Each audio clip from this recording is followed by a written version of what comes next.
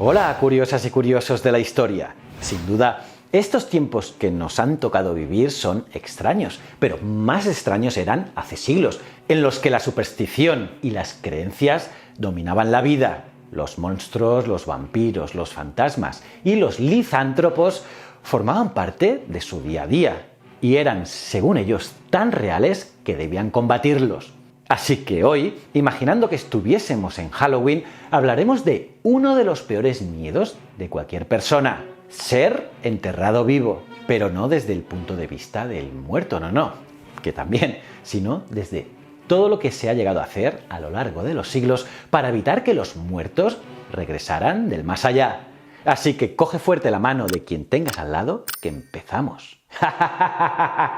Soy JJ Priego, esto es Historias de la Historia y aquí se cuenta la historia de otra forma. ¿Quieres saber más? Acompáñame.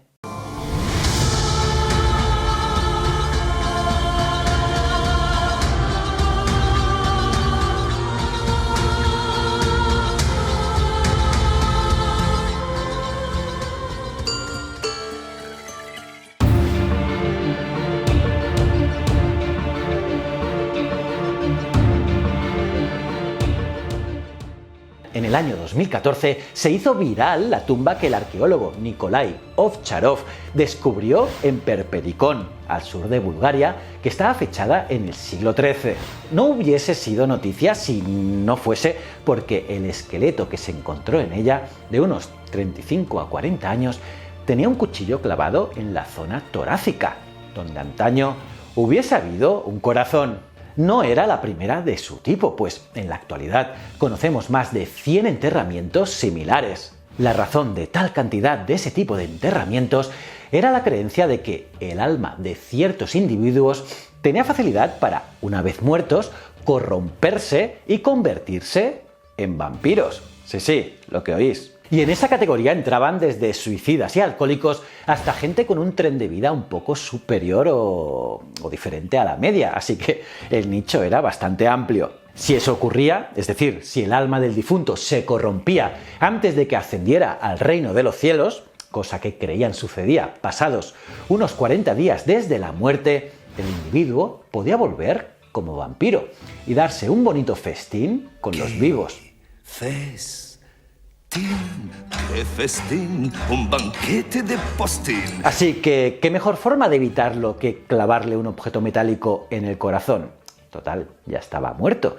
Y si en esos 40 días dejaba de estarlo, eso seguro le mataría otra vez. Y aunque la gran mayoría de esos esqueletos de vampiros son de los siglos XIII hacia el XIX, ojo, esa práctica se siguió realizando en la región hasta la primera década del siglo XX. ¿Alucina mandarinas?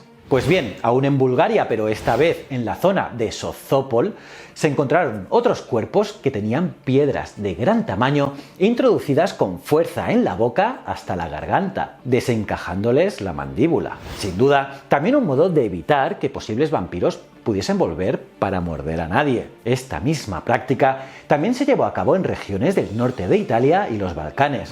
En el cementerio de Darabasco, ya en Polonia, un equipo de la Universidad de Alabama del Sur encontró en 2009 6 esqueletos enterrados con una hoz metálica rodeándoles el cuello, con la finalidad de que si se levantaban en un futuro se autodecapitasen, acabando con el problema de raíz. Tela, ¿eh?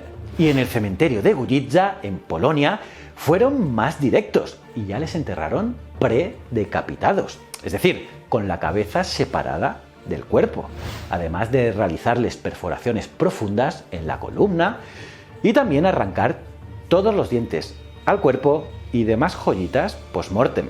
Vamos, ya ves, un poco bestias sí que eran. Los arqueólogos creen que todos estos entierros tan macabros se deben a la presencia de algunas enfermedades como el cólera o la peste que asolaban esas regiones con fuerza en esas épocas, además de posibles envenenamientos por estaño.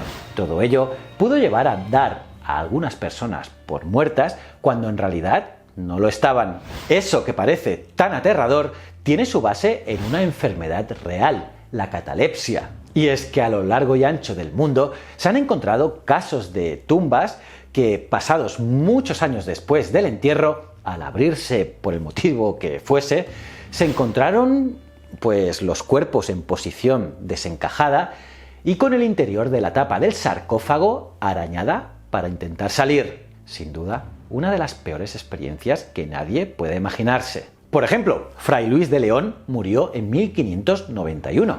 Pues cuenta la leyenda, aunque seguramente sea eso, una leyenda urbana, que cuando se inició su proceso de beatificación, al abrir su tumba se encontraron arañazos en su interior.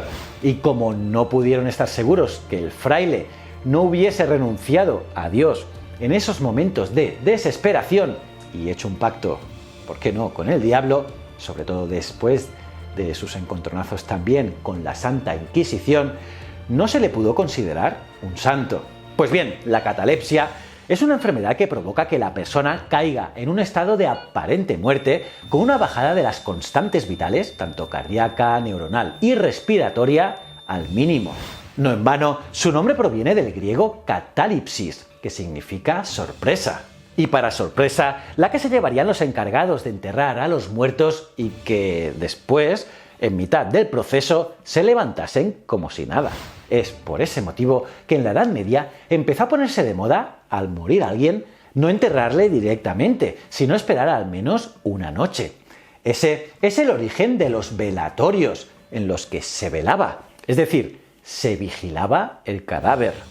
¡Traed vuestros muertos! ¡Traed vuestros muertos! Aquí hay uno.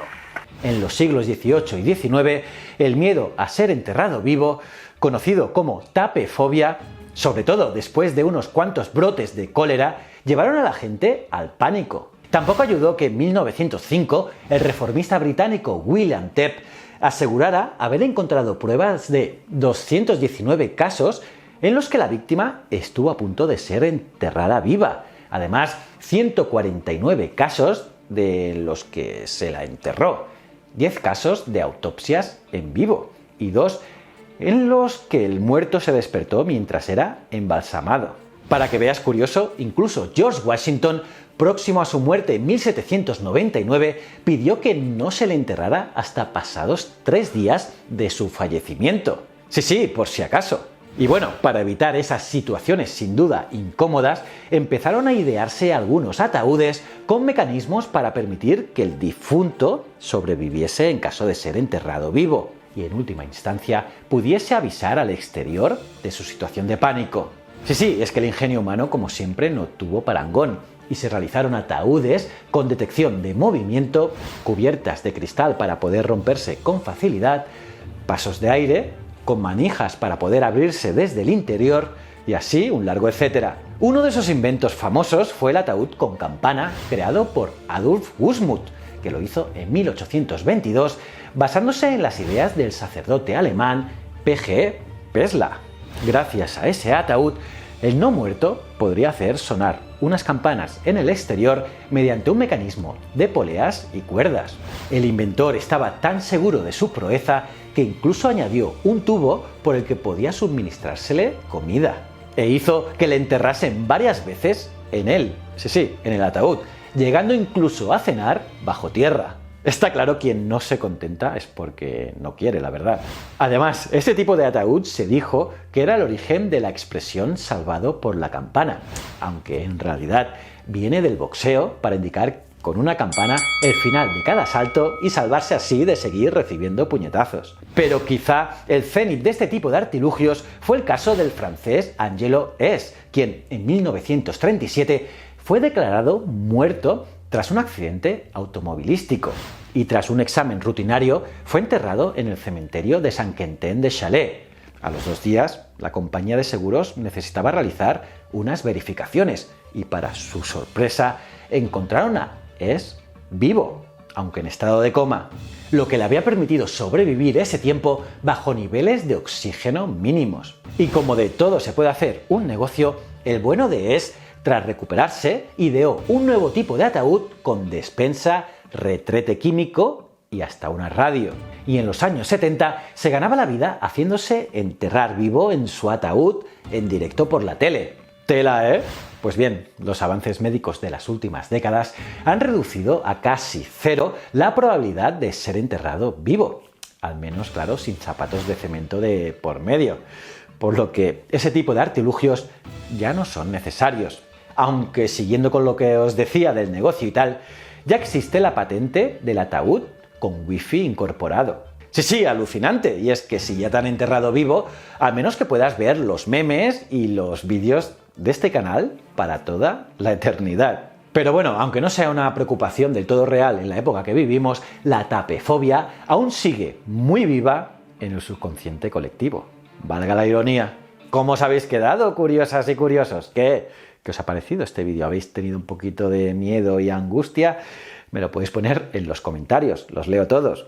Y nada, aparte de darle me gusta al vídeo, suscribirte y campanita, debes mirar este vídeo aquí, que es brutal. Y si no eres suscriptor, si no lo eres, pues no sé qué haces con tu vida, dale ya a este botón de aquí. Y estos dos botoncitos son otros canales míos, muy chulos, que quiero que entres, los veas y me cuentas allí si os gusta. Y nada, recuerda, el conocimiento es un requisito esencial para la supervivencia. Muchísimas gracias